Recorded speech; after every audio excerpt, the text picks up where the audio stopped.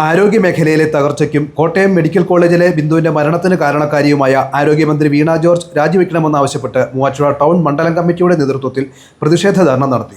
കോൺഗ്രസ് മണ്ഡലം president K A Abdul സലാമിന്റെ അധ്യക്ഷതയിൽ ചേർന്ന പ്രതിഷേധ ധർണ Muvattupuzha municipal chairman P Eldhose ഉദ്ഘാടനം ചെയ്തു. കർഷക കോൺഗ്രസ് നേതാവ് മുഹമ്മദ് പനക്കൻ, PM ഏലിയാസ്, ജോയ്സ് മേരി ആന്റണി എന്നിവർ സംസാരിച്ചു. Riyas Thamarappally, Kabir Pookkadassery, PP Ali, KK Zubair, Faisal CP, Najeeb, MM Naseer, Jayan, Mahin Veliyathukudy, Sahil Makkar, Shaji തുണ്ടൻ, Assam Begum, Marykutty Chacko, Rajitha, Bhima എന്നിവർ പങ്കെടുത്തു.